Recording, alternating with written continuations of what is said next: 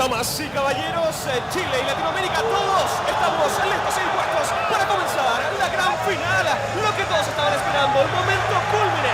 Una oportunidad, una en un millón. Tener la chance de entrar directamente a los grandes. Entrar contra los mejores exponentes de todo el mundo, Skyshot. Latinoamérica nunca había tenido tanta chance, tanta oportunidad para ir al campeonato mundial. Son unos ídolos de la región.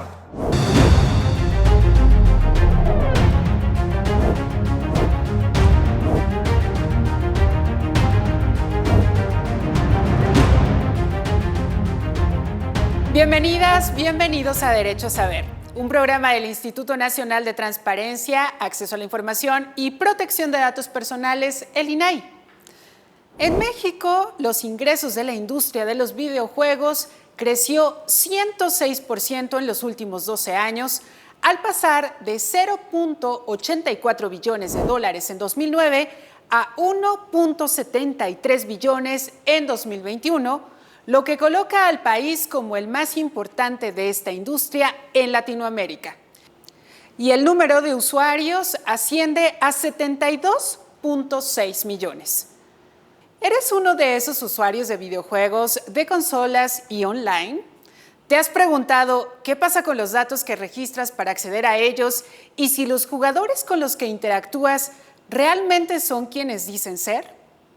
Hoy abordaremos la ciberseguridad en videojuegos, porque como el resto de dispositivos conectados a Internet, también existe el riesgo de que ciberatacantes puedan acceder a tus datos personales, datos bancarios o incluso realizar incursiones en tu privacidad a través de una webcam.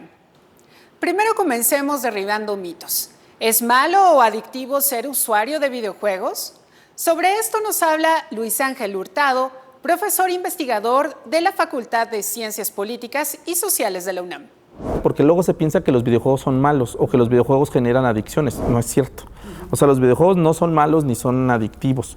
Los videojuegos, hay muchos videojuegos que también son educativos y que nos ayudan. Hay videojuegos históricos, videojuegos inclusive en cuestiones de salud. Ahora con la pandemia salieron muchísimos que tenían que ver con la salud.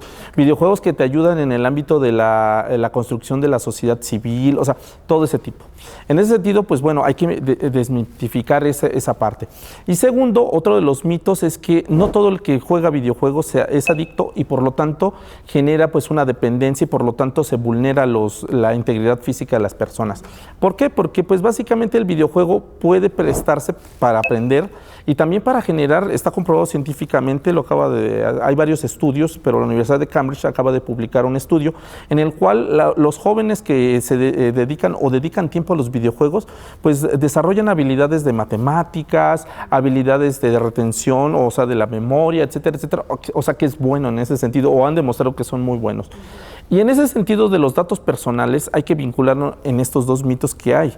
Por una parte, no es adictivo los videojuegos, más bien es una cuestión de orientación tanto de la persona como también de los padres, decirle, ok, ¿cuánto tiempo le vas a dedicar a este videojuego? 1 o 2 horas. Perfecto, está muy bien. Además, contrario a lo que se cree, usar videojuegos es una posibilidad de esparcimiento. Podría traer beneficios psicológicos debido a la interacción con otras personas e incluso puede utilizarse como herramienta educativa. Pero también significa un espacio en el que revelamos mucha información personal. Y por otra parte también tiene que ver con el uso que nosotros queramos darle a los videojuegos. Los videojuegos también, vamos a decirlo así, hay un estudio que hizo la Universidad de Turín en el cual comprobó que los chicos que durante la pandemia jugaban videojuegos presentaron menos síntomas de ansiedad, depresión y por supuesto todo lo que tiene que ver con los males o todos estos problemas de carácter psicológico. Y en ese sentido, pues bueno, la recomendación sería cuidar siempre los datos personales, cuidarlos, porque a veces, bueno, pues uno se adentra tanto en el videojuego y pues al adentrarse se cree uno parte de la plataforma y empieza ya a decir qué nos gusta, qué no nos gusta, quiénes son nuestros amigos, inclusive si tenemos pareja, no tenemos pareja, o qué nos gusta en el ámbito pues físico, y esos datos muchas veces pueden ser mal empleados, no solamente por el crimen organizado, También hay tipo de violencia al momento, digamos, con los competidores, porque empiezan a encontrar debilidades en ciertas características físicas que tenemos, y de ahí se agarran para violentarte. Y en lugar de ser una cuestión de disfrutar el espacio, se vuelve algo completamente terrorífico y dañino para las personas. Además, contrario a lo que se cree, usar videojuegos es una posibilidad de esparcimiento. Podría traer beneficios psicológicos debido a la interacción con otras personas e incluso puede utilizarse como herramienta educativa.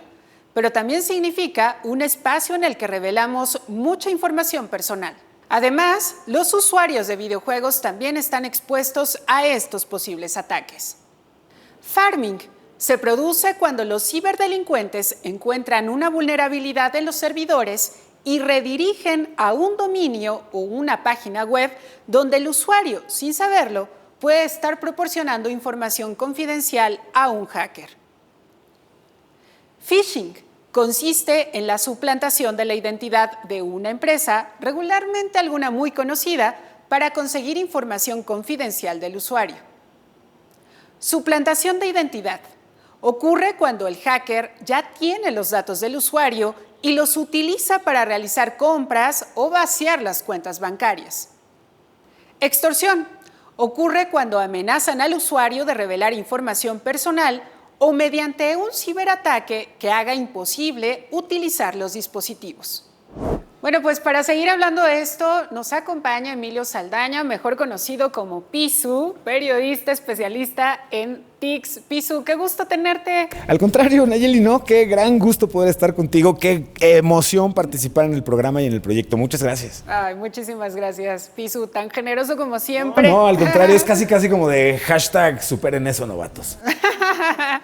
Muchas gracias, Pisu. Oye, bueno, pues lo primero que quisiera preguntarte es, ¿por qué los juegos, digamos, los videojuegos, pueden ser un espacio para ciberatacantes? ¿Por qué resulta atractivo, digamos, esta industria, Pisu? Es un tema increíblemente relevante por lo siguiente. La comunidad de juegos ha venido evolucionando de una forma interesante y pasamos muy rápidamente de los juegos en los que, aún teniendo un contrincante, le pasabas el jueguito al contrincante, a estar conectados, jugando con nuestros amigos en tiempo real, con el beneficio de poder estar comunicados y entre el equipo poder estar jugando en cualquier lugar en el que estemos. Sin embargo, esto lo que ha permitido es que, a falta de atención constante de padres y madres en el momento de la sesión del videojuego, pues el que tú puedas intercambiar audio, video con otros desconocidos que se concentran en ese videojuego, se ha prestado evidentemente a riesgos muy importantes, desde aquellos que ponen en riesgo la integridad emocional y física de nuestras hijas e hijos menores, hasta en México hemos conocido casos del crimen organizado buscando reclutar a jugadores de cierto tipo de juegos con parafernalia militar y cosas por el estilo, a crimen organizado relacionado con el narcotráfico o la trata de personas. Se han convertido en lugares en donde hay poca supervisión por parte de los adultos y una sensación de libertad por parte de los menores al estar utilizando el juego, y eso en un momento dado puede dar en resultados preocupantes. Exacto, puede ser un combo peligroso, completamente.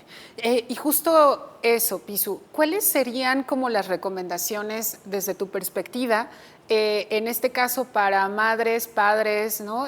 Adultos encargados justamente del cuidado de los niños, porque a veces incluso no solamente son los papás, ¿no? Pueden ser los tíos, abuelitas, hermanos mayores. ¿Cuáles serían como estas recomendaciones? Mira, las recomendaciones, el tema es complejo por lo siguiente. Déjame ser un momento papá y ser empático con papás y mamás. El ritmo que requiere mantener a tus hijas y tus hijos seguros en el entorno digital es ultra desgastante, es complicado. ¿A qué voy? Por ejemplo, recordemos en la pandemia en el que tuvimos que estar encerrados y que hubo un proceso de transformación o de uso digital obligado y acelerado, ¿no? Por primera vez a nuestros hijos, que les habíamos dicho que ciertos servicios digitales eran el diablo en calzones, ¿no? No hay videoconferencias, no hay chats y teníamos mucho control. De un momento a otro, esos fueron los canales únicos a través de los cuales pudieron ver a su familia, a sus amigos y tomar clase los afortunados que pudieron hacerlo así. Con ello, por ejemplo, los padres y madres de familia nos dimos cuenta que en la era digital que hoy estamos viviendo, que tu hija o tu hijo se vaya de pinta requiere de una nueva pestaña en el navegador, ¿no?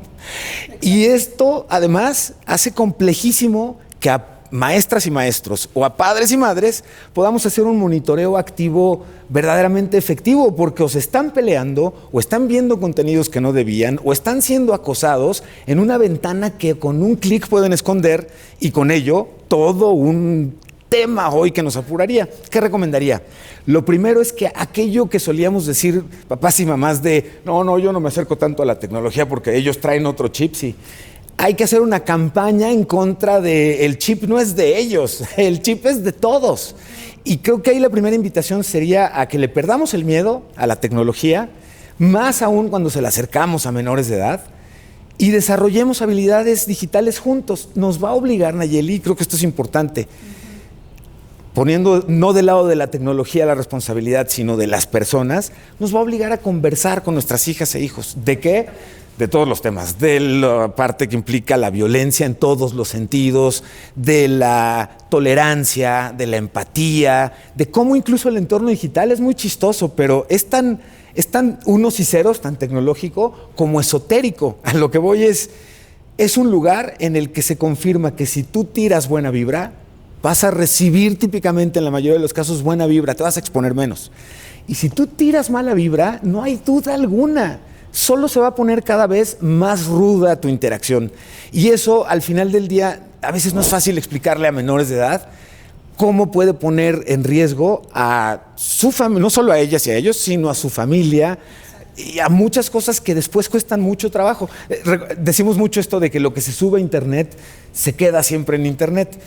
Y aunque esto ha ido cambiando y ha ido evolucionando, sí hay una realidad. Una vez que la imagen de una persona se ve afectada, se ve abusada en Internet, los impactos son enormes. Y en el caso de niñas y niños, emocionalmente, que es lo que nos apuraría muchísimo, los impactos son enormes. Exacto, y justo también ese es otro punto, Pisu. A veces siempre vemos a los niños como personitas que que no tienen derechos, que más bien solo tienen que seguir instrucciones, y no, o sea, también son seres autónomos, ¿no? Y que por supuesto que también inteligentes y que entienden y que procesan mucha información. ¿Cuál sería la recomendación hacia ellos, Pisu? Estructura. Algo muy importante, además de estar cerca cuando usan los equipos, no usar los dispositivos electrónicos como nanas. No se entregan a nuestras hijas e hijos cuando yo necesito unos minutos de lo que sea, contestar un mail o respirar, ¿no? Es al revés. Hay que buscar que usen los dispositivos en un espacio, por ejemplo, en casa, en donde podamos estar, a lo mejor no solamente un adulto, sino más adultos, un poco atentos a cómo se están dando sus interacciones. Hay que estar atentos, por ejemplo, a cambios de estado de ánimo en los menores. Esto nos puede dar un indicativo muy grande de que las interacciones en lo digital ya pasaron del entretenimiento a otro tipo de interacción que le están impactando. Desde que esté accediendo a contenidos que no sean aptos para su edad, que le van a causar cierto tipo de cambio emocional, hasta que estén sufriendo algún tipo de acoso o de bullying, y que parte de lo que sucede inicialmente en ese tipo de casos es que nuestras hijas o hijos optan por a veces no decir nada, como para, híjole, ya me metí en un problema que me habían medio advertido, mejor no digo nada, y esto hace que crezcan los problemas. Hay que ver qué tanto cambian de estado de ánimo, y otro que funciona como relojito es precisamente eso. Pongan tiempos muy específicos para el uso del dispositivo, el que sea, consola, teléfono, televisión misma. Y seamos lo más apegados a esos horarios. Esto lo que va a lograr con el tiempo es que nuestras hijas e hijos no sean tan propensos a caer en este uso desmedido de los dispositivos, que provoca después efectos complejísimos para quitarles siquiera para comer o cenar el dispositivo, y se vuelve o deriva en otro tipo de relaciones negativas en familia, porque pierden, como en el caso de las adicciones, pierden interés por la convivencia, por comer, por hacer la tarea, por bañarse, con tal de seguir ahí pegados. Queremos evitar llegar a ellos. Toca complicado, pero ese es el esfuerzo que deberíamos estar haciendo. Exacto. Oye, Pisu, y también ya hablando de usuarios incluso adultos, enfoquémonos en los datos. A veces hay como ciertas promociones de te doy una aplicación gratis, ¿no?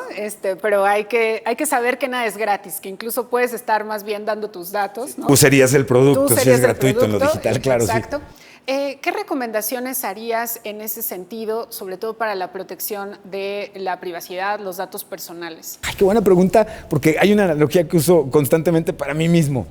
Preguntémonos, cuando estemos registrándonos en alguna plataforma o en alguna aplicación, preguntémonos lo siguiente: si yo estuviera ahorita en la calle y un extraño se me acercara y me dijera, oiga, ¿me presta tantito su credencial para votar? Nomás tomo unos datos y se la devuelvo. Es más, juegue gato mientras los copio, ¿no? Se los entrego. ¿Valdría la pena el intercambio? Me preocuparía. Y si sentimos ese mismo huequito en el estómago, entonces pensemos dos veces si, por ejemplo, quiero permitirle aplicaciones que a lo mejor no tendrían mucho sentido, que conozcan mi georreferencia, si son aplicaciones para música, ¿no? Por ejemplo, ¿qué tantos datos me están solicitando? ¿Qué tanto voy a sacrificar de mi persona por lo siguiente? La importancia de entender y conocer de qué hablo cuando hablo de datos personales. Ahí déjenme recomendarles que en el sitio del INAI pueden encontrar varias referencias y explicaciones a qué son las definiciones de los datos personales, pero tienen que ver con toda aquella información que ayude a construir una fotografía de nosotros mismos. Y a mayor datos personales nuestros, más detallada o fina esta fotografía de nosotros. Cuando subimos la fotografía de un amigo que se puso una borrachera y se veía muy chistoso en el momento de su borrachera, no me doy cuenta que probablemente estoy compartiendo una fotografía también con sus futuros posibles no jefes de trabajo, ¿no? Es decir, generar un poquito de conciencia de qué le estoy entregando a las plataformas cuando me están pidiendo un intercambio, ya sea para usar sus servicios o para mejorar los mismos. Se dio mucho por el caso, por ejemplo, a finales del año pasado, que hubo mucha controversia acerca de selfies que subíamos a una plataforma de inteligencia artificial y nos regresaba fotografías nuestras espectaculares, ¿no? Al final, lo que hubo mucho también fue la conciencia de decir, le estás compartiendo datos de entrenamiento de tu cara y de este tipo de cosas a plataformas de inteligencia artificial que en todo caso podrían o deberían estar pagando por ello, pero tú crees que te están regalando el servicio y no, es algo que estabas tú también comentando. Generar la conciencia, pues, de que cuando digo, sí, aceptar, y no revisé qué estoy dando a entender o qué estoy otorgando, me puedo meter en un problema bien relevante en ese sentido, ¿no? Entonces, hagamos conciencia. Pero usar este ejemplo del principio, ¿no? Si un extraño de la nada me pide mis datos por ello, ¿se los entregaría así jugaría el gato y le diría, sí, copie mis, ya terminó, no, me echo otro gato, no lo haríamos, ¿no? Entonces, en ese sentido, cuidemos las cosas. Ahora, un tip muy personal, con menores, con los niños y niñas, es muy importante transmitirles la importancia de que tú no le respondes a cualquier persona, ni en qué escuela vas, ni cuál es tu parque favorito, ni nada de eso. ¿Cómo los entrenamos a que pasen esas pruebas? Particularmente, retomando lo que platicábamos al principio, cuando están en un videojuego y con quien están jugando creen que es de su edad, hubo empatía porque ya se hicieron cuatitos, ¿no? Y la pregunta es, oye, ¿dónde vives? Porque si vivimos cerca estaría padrísimo vernos en el parque, ¿no? Tri, ¿no? ¿Cómo le transmito esto a mis hijos? Bueno, es factible inventarnos un propio juego entre la familia equivalente a, vamos a hacer lo siguiente, yo te voy a hacer varias preguntas y el chiste está que tú no me respondas correctamente. No me puedes responder nada de los datos reales, ni tuyos ni de tu familia. Y empezar un juego de preguntas de, oye, ¿y a ti en dónde te gusta ir al parque? Y queremos que cuando nos diga, a mí me gusta ir al de aquí, dice, no, al de aquí cerquita, no te sabes el nombre del parque, ¿no? Este juego de ir tratando de cazarlos y que ellos mismos vayan viendo en qué momento su respuesta, que pudiera haber sido muy natural, obviamente, pueda ser una respuesta que los ponga en peligro. Poco a poco van a ir generando. Mi hijo Diego, por ejemplo, hoy tiene mucho el que si escucha o ve que por alguna razón me están pidiendo mi correo electrónico, siempre se voltea y me dice, no les vas a dar el dato, ¿verdad, pa? ¿No? Porque hemos jugado mucho a esta insistencia. Pero es acercarnos con menores de edad a los posibles riesgos que pudieran enfrentar e irlos guiando. Esto que decíamos también de que este tipo de interacción va a provocar que conversemos en familia. Lo que estamos buscando al final del día es pagar un seguro en el que el día que nuestra hija o hijo esté en riesgo y se dé cuenta, lo primero que haga sea decirnos. oye, esto no me gustó, no me sentí cómoda, ya no me siento a gusto, y entonces podamos juntos tomar acciones, que viene ahí la otra parte, ¿no? ¿Qué pasa cuando tenemos un incidente en el que en efecto hubo algún tipo de intento criminal o de acoso o tal? Y aquí rapidísimo una recomendación: no borren nada.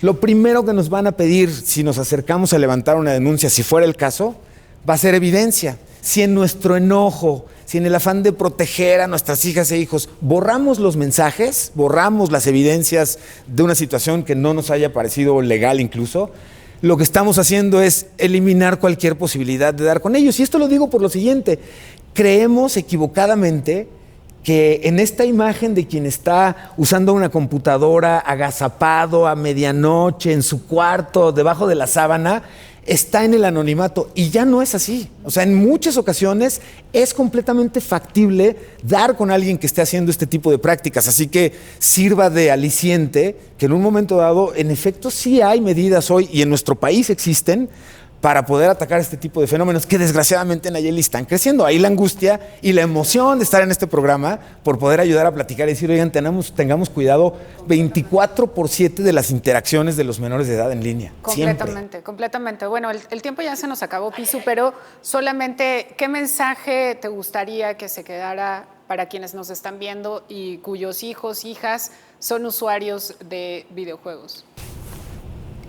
Que los videojuegos, que la tecnología, pocas veces nos han acercado a tan amplias posibilidades de desarrollarnos personalmente y desarrollarnos como sociedad de una manera efectiva. Que la tecnología es preciosa y es maravillosa, pero que al mismo tiempo que tiene todos estos impactos positivos, hoy estamos conociendo con mucha desazón que también existen áreas muy oscuras, muy peligrosas, y que particularmente en menores de edad, si no están acompañados, la velocidad con la que pueden estar cerca del riesgo es enorme.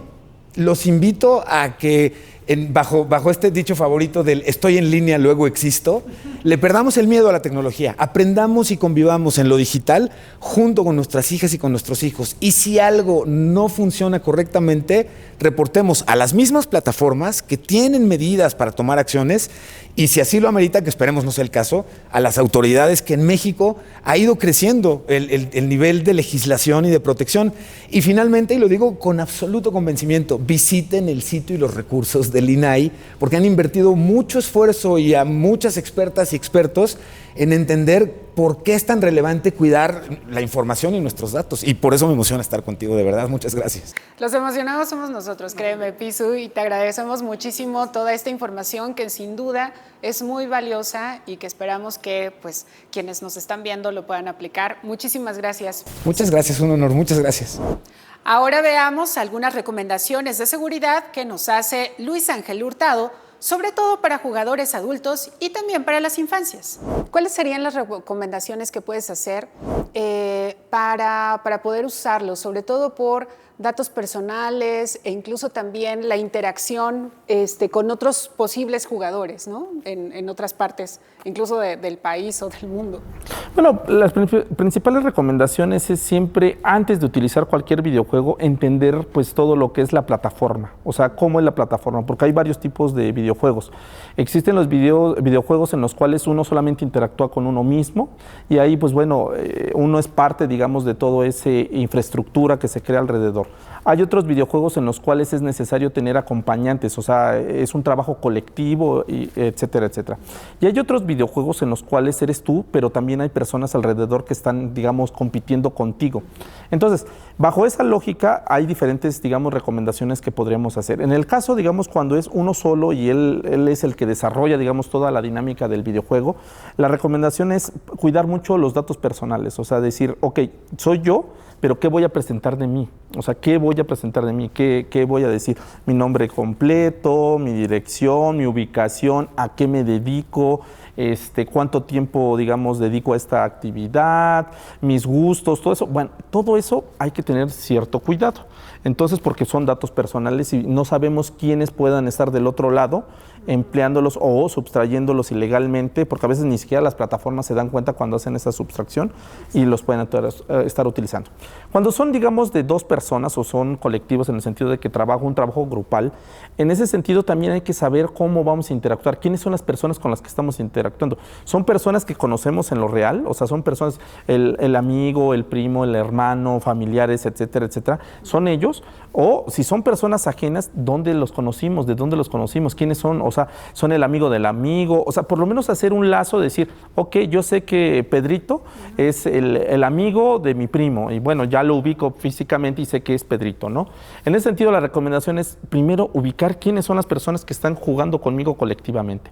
Y cuando son, digamos, del tipo 3 que mencioné en el nivel, en el cual básicamente pues es nosotros una competencia con los demás, en ese sentido hay que cuidar tanto los datos personales como también saber quién está del otro lado, investigar un poquito, porque en ese tipo de casos, cuando es de competencia a veces haces, digamos, una suerte de trabajo en equipo y empiezas a trabajar, empiezas a hacer una amistad, digamos, en el mundo virtual y a partir, digamos, de esa amistad pues empiezas a soltar cierta información y no sabemos quién está del otro lado. Puede ser un menor de edad, puede ser un adulto o inclusive puede ser miembros, hay que decirlo así, ha ocurrido en otras partes del mundo y en México, miembros a lo mejor del crimen organizado. Y también, si son menores de edad, decirle a los papás o a los cuidadores, oye papá, pues yo juego con Juanito y Juanito pues es un colombiano o es francés o es chino y pues mira, aquí están sus datos para saber quién es Juanito en llegado un momento. Claro. Entonces esas recomendaciones nos ayudarían mucho para poder potencializar y disfrutar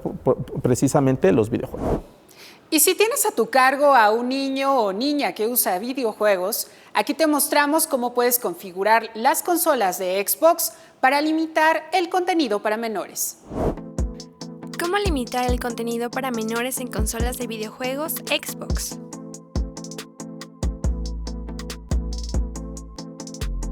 Inicia sesión con tu cuenta en la consola. Pide al menor que inicie sesión en su cuenta. Busca el contenido al que quieres que tenga acceso. En la pantalla Elegir quién dará permiso, selecciona tu cuenta. Escribe la dirección de correo y la contraseña de tu cuenta o la clave de paso de la consola. Selecciona Siempre o Solo por esta vez. Únicamente solo esta vez si tu cuenta no está en la consola. Luego de conceder permiso al menor para usar este contenido, puede abrirlo inmediatamente. Más información en el código QR que aparece en tu pantalla. Para más información, llama al Telinai 800-835-4324. La Secretaría de Seguridad y Protección Ciudadana creó este decálogo de ciberseguridad con recomendaciones y acciones para los padres de familia que podrían servirte. No jugar ni chatear con desconocidos. Establecer horarios de juego supervisados por los padres. No utilizar cuentas de correo electrónico personal, sino generar nuevas para jugar. No proporcionar datos personales, telefónicos ni bancarios. No usar micrófono ni cámara. No compartir ubicación. Reportar aquellas cuentas agresivas o sospechosas. Mantener la configuración de seguridad para los niños en dispositivos, es decir, el control parental. En caso de menores de edad, jugar bajo supervisión de los adultos. Si se detecta cualquier conducta sospechosa o algún tipo de acoso o amenaza, se puede reportar al 088. Ahora veamos qué ha pasado en materia de transparencia en Actualidad INAI.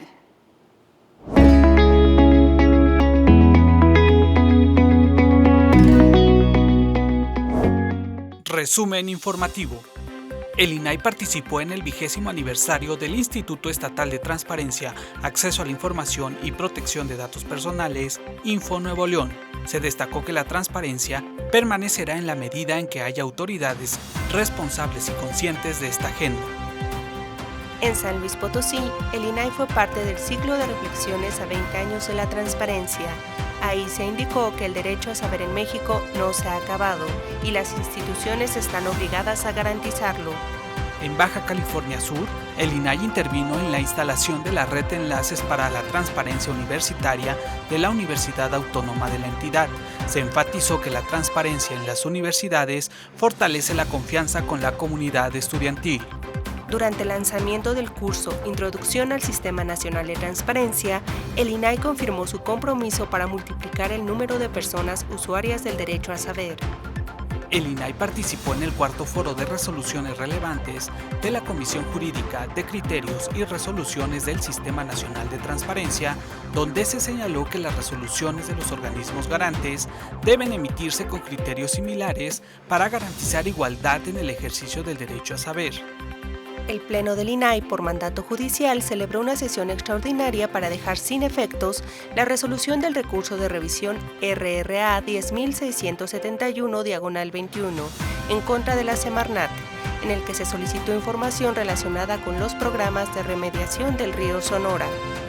En Zapopan, Jalisco, el INAI participó en el Foro Nacional El futuro de los sistemas nacionales de transparencia y anticorrupción. Ahí se afirmó que para combatir la corrupción, México requiere de instituciones fuertes y una sociedad participativa. En Oaxaca, el INAI, el Archivo General de la Nación, la Comisión de Archivos y Gestión Documental del Sistema Nacional de Transparencia y el órgano garante del Estado llevaron a cabo la Jornada de Archivos y Gestión Documental. El Instituto intervino en la segunda sesión ordinaria 2023 de la Convención Nacional de Fiscalías Anticorrupción, donde se destacó la importancia de las fiscalías en el combate a la corrupción. Si te perdiste algo de la información que te hemos compartido, recuerda que puedes ver este y todos nuestros programas en el canal de YouTube del INAI. Muchísimas gracias por habernos acompañado en esta emisión y te esperamos la siguiente semana, porque recuerda que tú tienes derecho a saber.